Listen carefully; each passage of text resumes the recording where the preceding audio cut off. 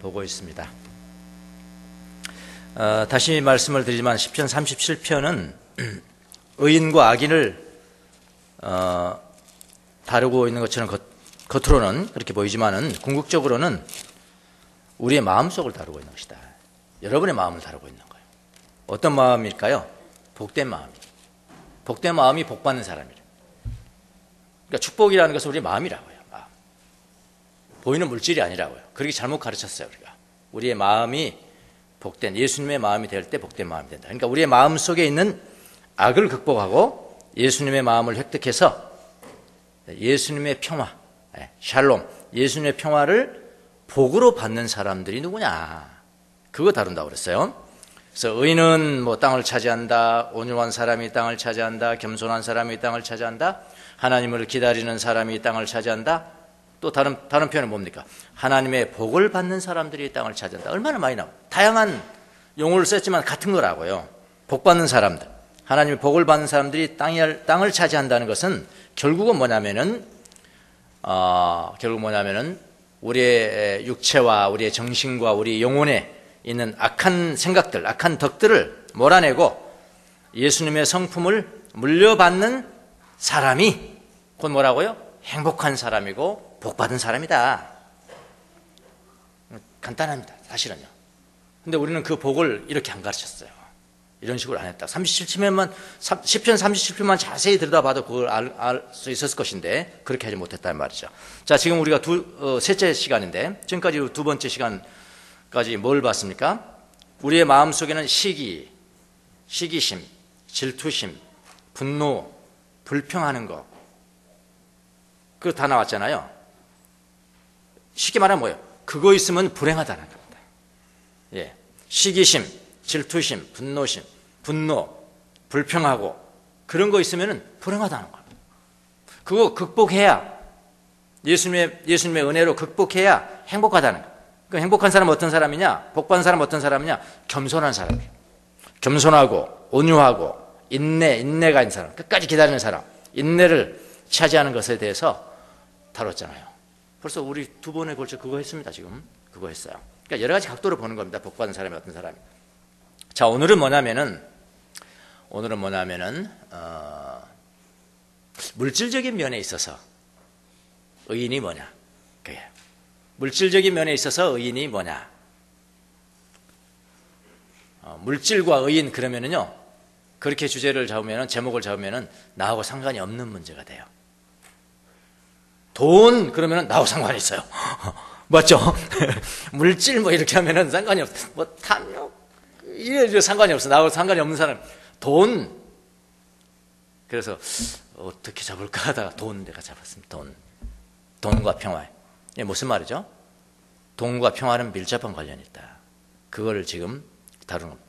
그러니까 곧 돈을 가지고 있지만은 내가 평화를 회복한 사람은 경제적 의인이고, 돈을 가지고 있지만은 평화가 이루지 못한 사람은 경제적 악인이고, 그러니까 전자는 복받은 사람이고 후자는 복이 없는 사람이고.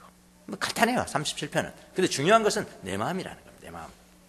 그래서 오늘은 우리 이 탐욕이라는 것은 이 정신에 거의 깃들여 있는 겁니다. 그래서 잘 몰라요. 탐식은 알잖아요. 육체적인 것이니까요. 아, 내가 탐식하는구나. 금방 알아요. 다른 사람도 알고요. 아, 저 사람 탐식하지? 아, 나도 그렇게 생각해. 음란도 알아요. 내가 알아요, 다. 아, 내가 너무 음란하지? 아, 저 사람, 다른 사람도 다 육체에 관련되네. 근데 탐욕은요, 물론 육체에 관련된 있긴 하지만, 왜냐하면 육체를 배불리기 위해서 돈을 버는 것이니까요. 그런 것이긴 하지만은 오히려 정신에 깃든 편이 훨씬 더 많습니다. 그래서 당신 탐욕이 있어요. 탐욕이 있습니다. 그러면 무슨 생각하냐? 아이, 나 같은 가난한 사람이 무슨 탐욕이 있겠어요? 이렇게 생각하지. 정말 내가 탐욕이 있습니다. 이건 가난하고 부자고요, 그건 상관없어요. 탐욕은 생각이 악한 생각이니까요.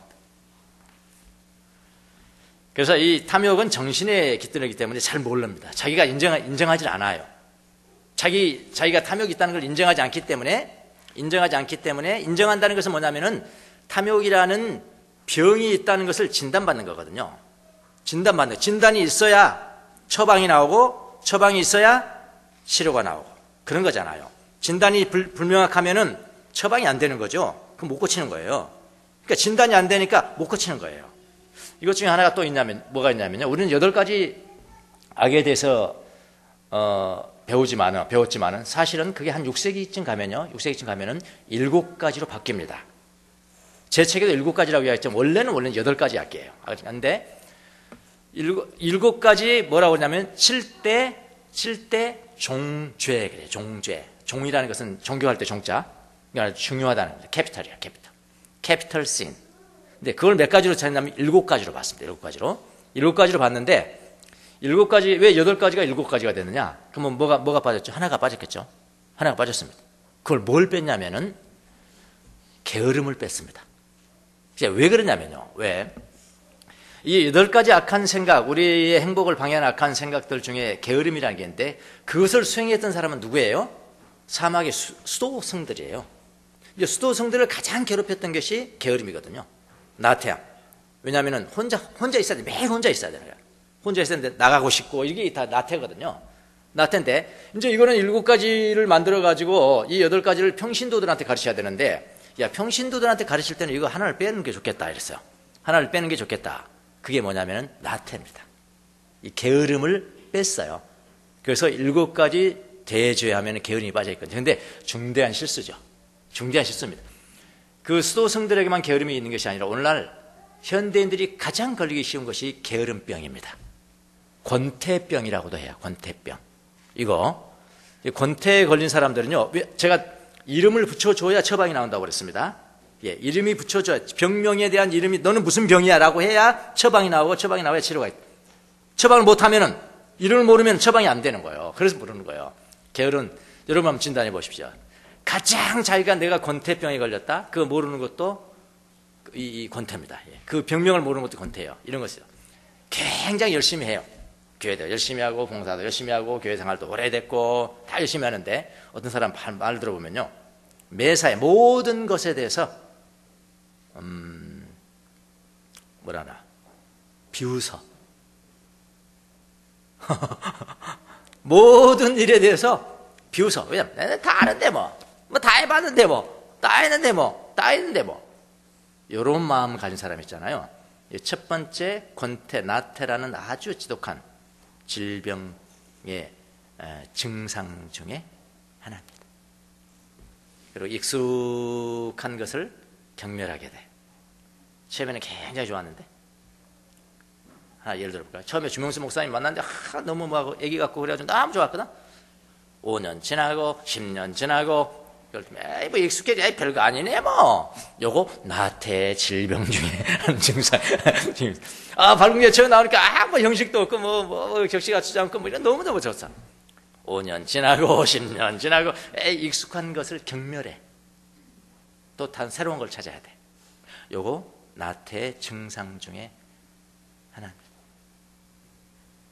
그러니까 자기 남편도 익숙해지죠. 10년 살고 20년 살고 40년 살고 처음에는 너무 좋았는데 막 익숙해져. 별거 올 일 없네. 그래서 다른 사람 찾아가.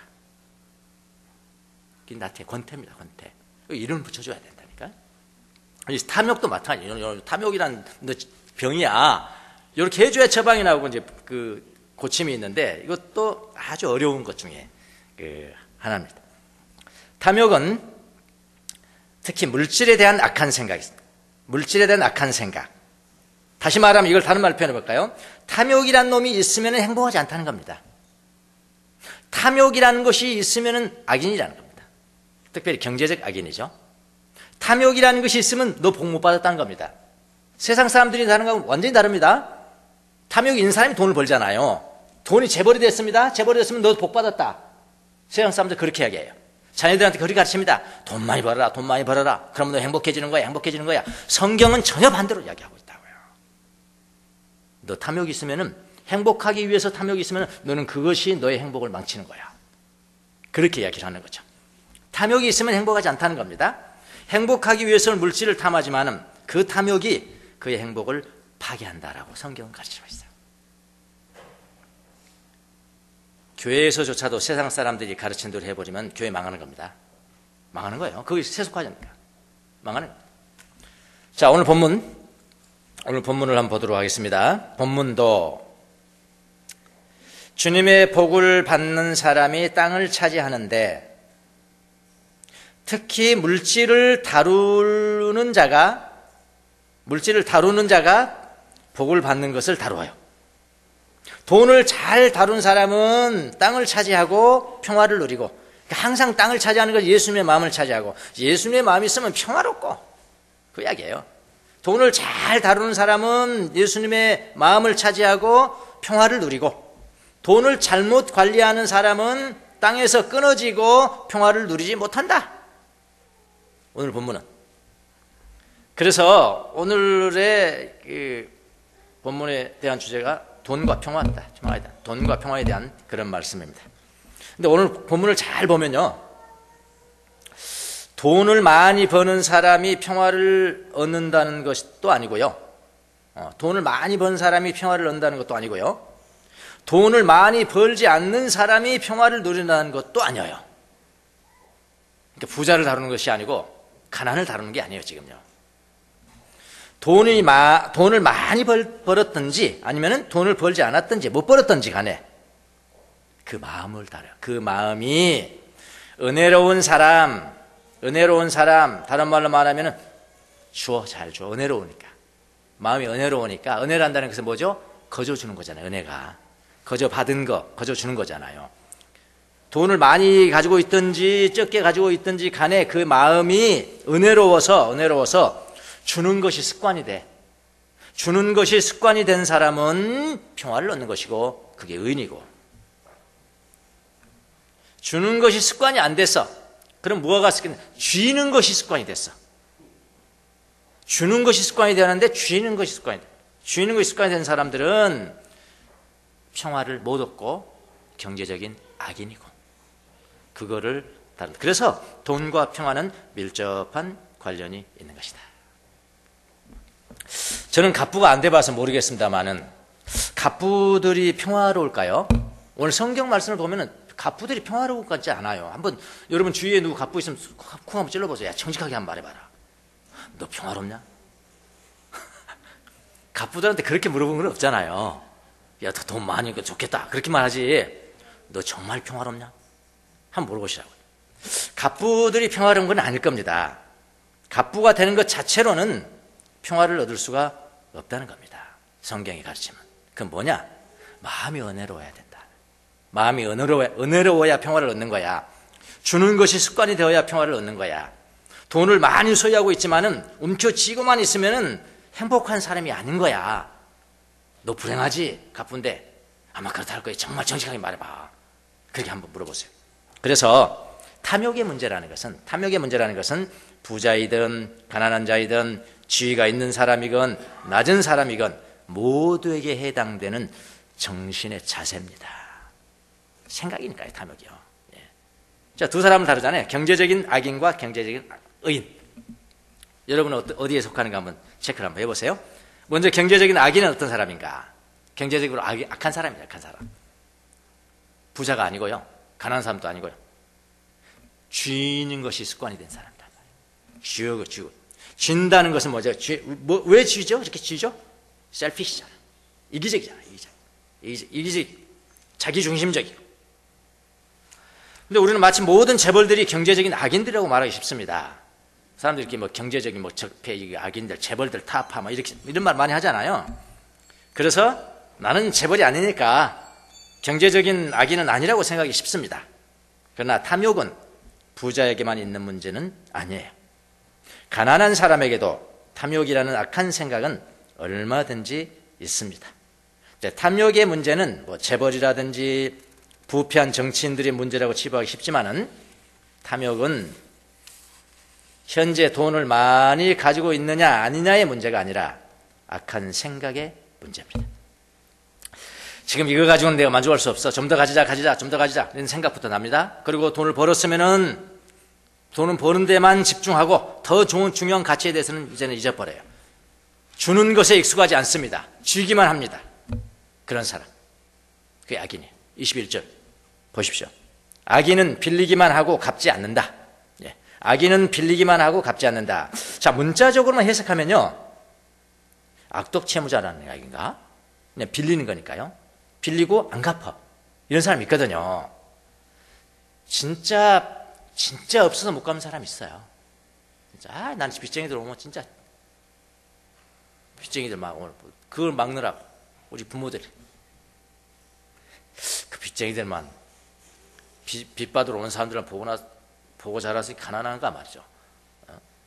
진짜 없어서 못 가는 사람 있잖아요. 그런데 어떤 사람들은 있어. 갚을 돈이 있어. 분명히 있는데도 습관이야. 쥐고만 있지 절대로 안 내는다고요. 절대로 안 갚는다니까요. 이거 악덕 채무자죠, 사실은요. 악덕 채무자는 돈이 있어도 절대로 갚지 않습니다. 돈을 꾸고 갚을 생각을 하지 않는 사람이에요. 그런데 여기 본문은 사실은요, 악덕 채무자라고만 생각해서는 안 됩니다.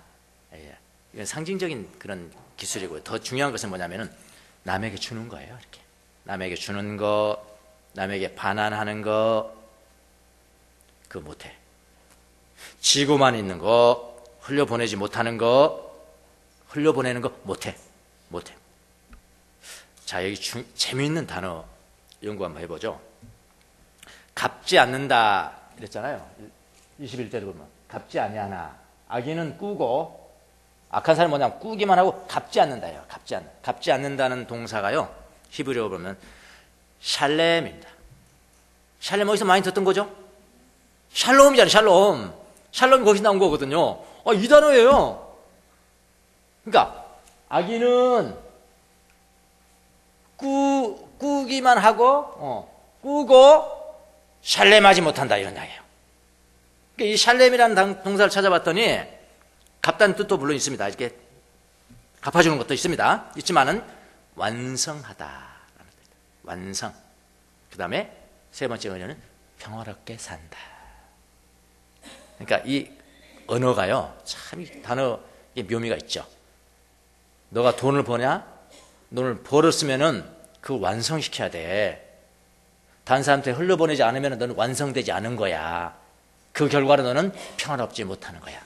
너 평화롭게 못 살 거야. 그래서 제가 재벌들한테 물어보라는 이야기예요. 흘려보내지 않는 거, 평화롭지 못하다는 겁니다. 그 같은 뜻이에요. 평화 가운데 살지 못할 것이다. 샬롬이라는 것이 여기서 나왔습니다. 돈을 쥐고만 있고 흘려보내지 못한 사람입니다. 이 사람이 바로 경제적인 악인입니다. 그는 갚지 않습니다. 그는 쥐고만 있습니다. 그는 돈을 완성시키지 못하는 사람입니다. 또 다른 말은 그는 평화 가운데 살지 못합니다. 돈과 평화는 밀접한 관련이 있습니다. 돈을 많이 버는 것이 나쁜 것은 아니에요. 누누이 이야기하지만 성경의 돈 자체는 중립적이잖아요. 많이 벌 수도 있고 사기쳐서 버는 그건 아니고, 그거는 뭐 본질로 돈 많이 벌 수도 있고 안 벌 수도 있어요. 그런데 중요한 것은 그 돈을 쥐고 있는 사람이 있고 흘려보내는 사람이 있고, 돈을 버는 것은 나쁜 것이 아닙니다. 돈을 쥐고만 있는 사람이 악인이에요. 그는 평화를 얻지 못할 것입니다. 마음에 예수님의 마음이 형성되지 않아요. 그는 예수님의 마음에서 끊어진 사람이다. 여기 표현대로 말하면 샬롬이 없는 사람이다. 그렇게 이야기를 합니다. 맞는 말 같습니다. 당연히 맞아야죠. 성경이니까. 부자 청년의 이야기를 아시죠? 예수님이 부자 청년이 굉장히 영적인 사람이죠. 영적을 갈급해야 하는 사람이죠. 사실 어때? 그래서 예수님 찾아온 거잖아요. 근데 예수님 부자 자체를 나무랐습니까? 너 이놈 돈 어떻게 벌었어? 그거 말하지 않습니다. 사실은. 지금 돈 얼마 이상 가지고 있지? 너 안 돼. 그거 그렇게 하지 않습니다. 나무라지 않아요. 오히려 그 행위 칭찬하죠. 근데 뭐라고 그랬냐면은, 너 나를 따르고 싶냐? 다 팔아서 가난한 사람에 나눠줘라. 그리고 넌 나를 따라와. 예수님을 따른다는 게 얼마나 영광스러운 거냐고요. 그런데 그 얘기는 돈을 엉켜쥐고 있는 것이 예수님을 따르는 것보다 더 가치 있는 거라고요. 탐욕이죠. 나누지 못한 것을 나무랐습니다. 그래서 이 부자 청년은 예수님의 땅을 차지하는 것에 실패하죠. 땅을 차지하는 게 실패합니다. 평화롭지 못하게 떠납니다. 다시 돌아왔는지는 잘 모르겠어요. 성경에 안 나와 있으니까요. 다시 돌아왔는지는 모르겠지만 어쨌든 그 당시에는 평화롭지 못한 상태에서 떠났습니다. 이 부자 청년은 부동산은 소유했지만은 예수님의 땅을 소유하는 데는 실패했습니다. 이게 탐욕의 특징입니다. 탐욕은 그렇게 만드는 거예요. 남의 것 탐내잖아요. 자기 것을 누릴지 몰라요. 자기가 스스로 존중받을 사람이라는 것을 모릅니다. 자기가 어떤 사람이라는 걸 몰라요. 현재 자기 자신을 몰라요. 이게 탐욕이 그렇게 만드는 거거든요. 반면에 삭개오라는 사람이 있잖아요. 삭개오도 부자잖아요. 어떻게 돈을 버는지는 성경에 나와 있지 않습니다. 세리니까 뭐 뒤에 덩쳐가지고 뇌물 받았던지 어쨌든 모르겠어요. 부자예요. 삭개오도 부자입니다. 근데 삭개오는 자기 자신을 봤죠. 탐욕으로 그렇게 하지 않았잖아요. 내 배는 내가 갖겠습니다. 자기 자신을 보잖아요. 내가 얼마나 공허한 사람인지, 내게 지금 중요한 것이 무엇인지를 보는 사람. 부자 청년은 못 봤죠. 탐욕 때문에 못 봤죠. 삭개오는 봤어요. 그 공허한 것을 예수님으로 채웠습니다. 자기 자신을 사랑할 줄 몰라요. 탐욕이 있으면.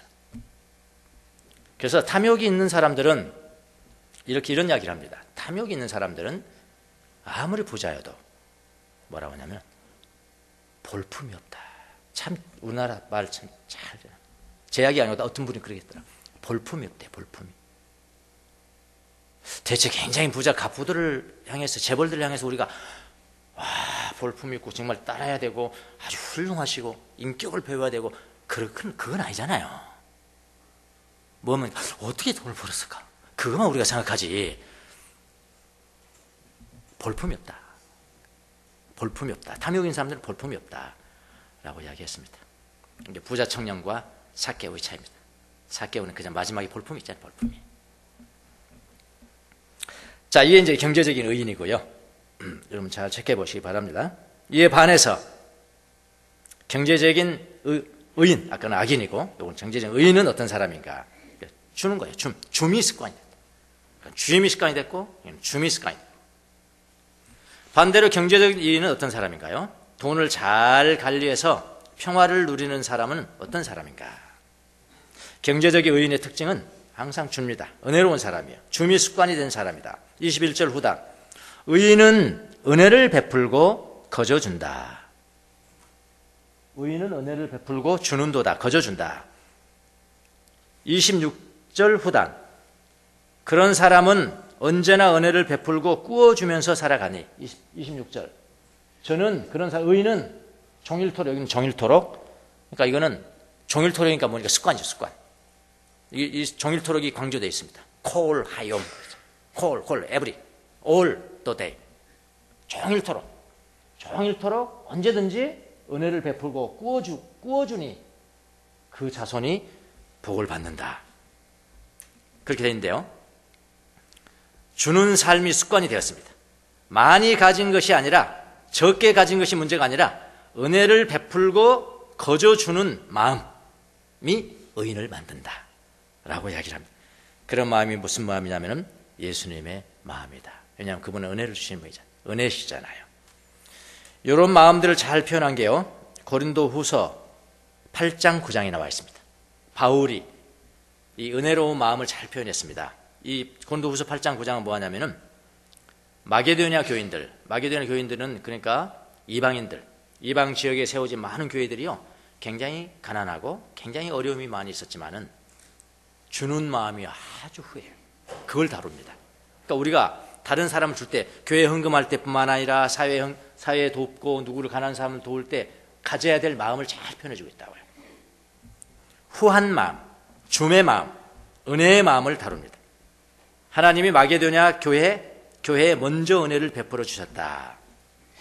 그 하나님의 은혜를 받은 마게도냐 교회가 이제는 은혜를 베풀기 시작합니다. 이렇게 표현합니다. 바울 사도가요. 8장 2절에서 3절. 마게도냐 교인들은 환난의 시련을 겪으면서도 기쁨이 넘치고 그 다음에 극심한 가난에 쪼들리면서도, 돈이 많은 사람들이 아니죠, 가난에 쪼들리면서도 넉넉한 마음이잖아요. 넉넉한 마음으로 남에게 베풀었습니다. 그들은 힘이 닿는 대로 구제하였을 뿐만 아니라 오히려 힘에 지나도록 자원하여 하였습니다. 바울이 이렇게 이야기합니다. 그러니까 바울은 이런 주는 행위를 뭐라고 표현하면 은혜로운 활동이라 그렇게 표현을 하고 있습니다. 바울이 그들에게 마음의 자세를 권면한 거죠. 기쁘게 해라. 기쁜 마음으로 하라. 기쁜 마음으로 각자 형편에 맞게 바치면 하나님께서는 그것을 기쁘게 받으실 것입니다. 하나님은 기쁨으로 내는 사람을 기뻐하십니다. 그러면서 많이 낸 자는 많이 받을 것이요 적게 낸 자는 적게 받을 것이다. 그런 표현도 있어요. 제가 처음에 저는 순복음교회를 나갔거든요. 초신자 때. 근데 교회에서 이를 인용하면서요, 헌금 다 바치고 난 다음에 뭐라고 했냐면, 적게 받은 자는 적게 받고 많이 낸 자는 많이 받을지어다 그러더라고요. 다른 건 다 은혜로운데 저건 아닌 것 같은데. 아니 그럼 공무원들은 뭐 내라는 게 뻔한 건데 그럼 뭐 적게 받는단 말이야. 그건 아닌 것 같아요. 그러니까 이렇게 교회에서 헌금하는데 이 말씀을 잘 이용하는데 그게 아니고요. 이렇게 많은 기쁨을 가지고 내는 사람들은 그만큼 기쁨을 많이 받는다는 이야기잖아요. 무슨 말 아시겠습니까? 돈 많이 내면은 돈 많이 돌려받는데 그거 아니에요. 헌금은 그렇게 하는 게 아니에요. 그렇게 여러분이 주는 마음, 은혜로운 마음을 실천하는 길은 다양합니다. 꼭 교회에서만 헌금하는 거 아니에요. 교회 헌금만이 이런 실천하는 게 아닙니다. 하는 건 다양합니다. 이웃에게 나누어주는 것도 있고요. 사회 구제에 동참하는 것도 있고, 심지어 여러분 자녀들에게 나눠주는 것도 은혜입니다. 은혜예요. 자녀들에게 다 나눠주는 게 아니에요. 돈 있어도 없으면 할 수 없지만은, 여러분 없으면 나눠줄 것이 있도록 기도하세요. 나눠줄 것이 없을 정도로 되는 것도 아니잖아요. 그것도 하나님 주세요. 하나님 내 자녀들에게 나눠주게 주세요. 할 수 있잖아요. 나눠주는 것도 은혜입니다. 그야말로 은혜죠. 자녀들이 그걸 알도록 해야 돼요. 자기 자녀들을 낳으면 알아 이제. 아 이게 은혜구나. 부모로부터 내가 받는 게 은혜로고. 아무 조건 없이 주는 것이니까. 특히 교회 공동체 헌금을 기쁨으로 하는 그것도 은혜입니다. 후히 하면은 교회는 그것을 가지고 구제에 사용을 하잖아요. 그렇게 이게 다 주님의 마음이라죠. 은혜로운 마음이. 자, 어떤 사람은 이렇게 이야기하는 사람이 있습니다. 목사님, 난 돈 없어요. 난 돈 없기 때문에 주님의 마음은 가질 수가 없습니다. 돈을 구워서 내야 할까요? 돈을 구워내야 할까요? 돈을 빌려서 헌금해야 될까요? 아니면 교회에다 낸다면 돈을 빌려서 헌금해야 될까요? 돈 빌려가지고 헌금하는 사람도 있더라고요. 그래서 1금융권이라면 내가 말을 안 해. 1금융권이라면 말을 안 해. 이자 뭐 그렇게 비싸지 않으니까. 그런데 제3금융이라네. 그런 거는 미주사랑 뭐 이런 거 있잖아요. 뭐 러시안 캐시 뭐 이런 거 제3금융이라네. 이자 엄청 높대요. 거기서 빌려가지고 헌금을 했더라고. 교회에 헌금한 것이 아니고 목사님 개인에게 헌금했어. 그럼 목사님 그걸 또 받았어.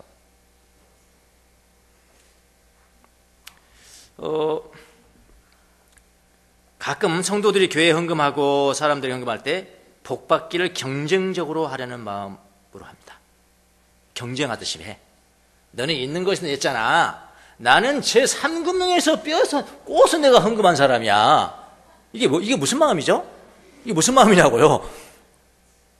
하나님이 나를 더 알아주셔야 되고 목사님 나를 더 알아주셔야 돼요. 다른 사람보다도 경쟁적이잖아요, 이거요. 경쟁적으로 복받기를 막 경쟁하는 것 같아. 경쟁적으로 하려는 마음, 그런 마음에서 은행에서 돈을 빌려서 헌금한 사람 있습니다. 이런 사람들은 나중에 끝이 안 좋습니다.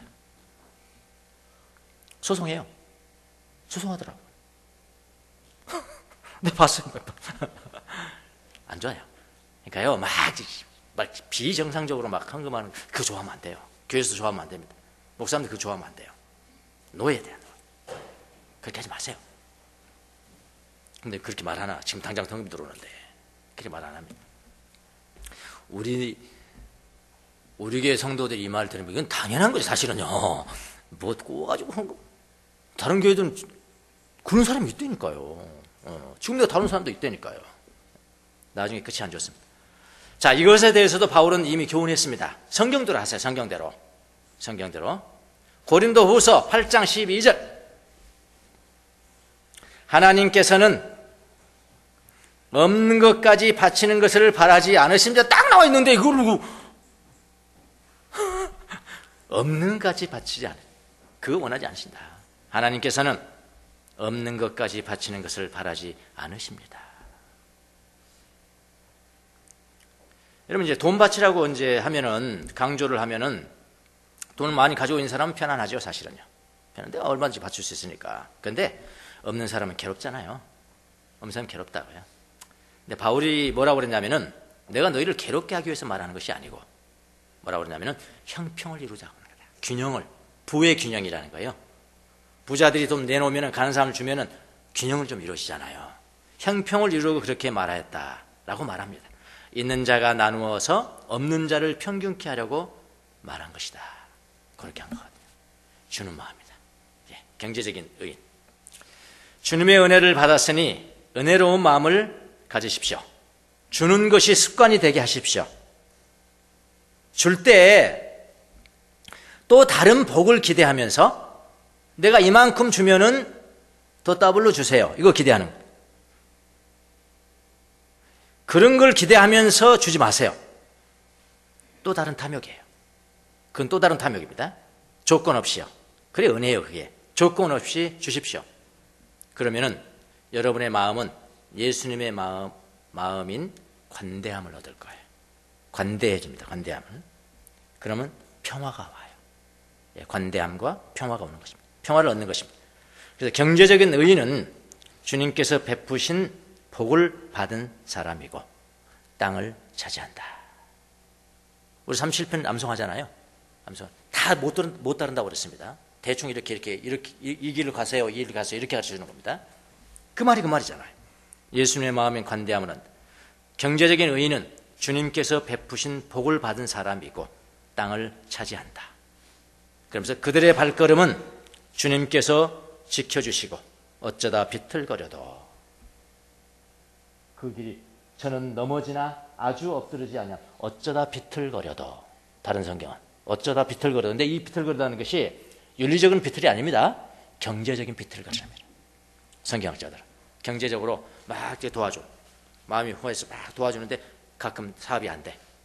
경제적으로 비틀거려도 잠시 동안이다. 하나님의 그의 손을 붙들어 주기 때문에 그는 넘어지지 않는다. 그것이 의인이다. 그렇게 이야기를 합니다. 주님이 손을 붙잡고 계시기 때문에 넘어지지 않는다. 경제적으로 넘어지지까지는 않는다. 그래도 살짝 넘어지긴 하지만은 아주 넘어지지는 않는다. 사람들로부터 버림을 받지 않는다. 그리고 자손이 큰 복을 받는다. 여기 한 마지막에 보시죠. 26절. 저 이걸 깨달아졌어요. 저는 종일토록 의인은, 경제적인 의인은 종일토록 언제나 습관적으로 은혜를 베푸는 거 플러스 두 번째는 꾸어줘. 꾸어주니까 돈 꾸어준다는 꼭 꾸어주는 것만 아니고요. 그저 주는 거 다 포함되는 겁니다. 지금요. 제3자한테 주는 거예요. 은혜를 베푸는 것은요, 자손에게 베푸는 거예요. 꾸어주는 것은요, 제3자한테 주는 거예요. 그러면 자손한테 주니까 자손이 어떻게 되겠어요? 그 자손이 복을 받는 건 너무나 당연한 거죠. 저는 옛날에는 이 자식들 내가 돈 많아도 절대로 한도 안 줘. 그렇게 살았는데 자녀가 그냥 복을 받는, 뭐 그럴 수도 있겠지만은 그럴 수 있겠지만 이건 그게 아니에요. 내가 은혜로운 거예요. 내가 은혜로서라게. 하나님, 난 자손에게 줄 돈도 없어요. 줄 돈 있게 열심히 하란 말이에요. 자녀들 내주는 거는 그 은혜란 말이에요. 은혜. 그래 그 자손이 복을 받을 수 있도록 그렇게 하십시오. 우리 발군의 성도들 모두가 다 경제적인 의인이 되세요. 재벌도 되세요. 될 수 있으면요. 그 대신 돈을 움켜잡는 것으로 끝나버리면 안 됩니다. 악인입니다. 주는 것이 습관화돼야 돼요. 그게 은혜로운 마음. 주님부터 은혜를 받았으니 너희도 은혜로 그렇게 해라. 자손들에게도 그렇게 하고 제3자에도 그렇게 하고 교회 헌금할 때도 그렇게 해라. 그 사람이 복을 받은 사람이고 주님의 땅을 소유할 거다. 돈과 평화 밀접한 관련이 있습니다. 기도하겠습니다.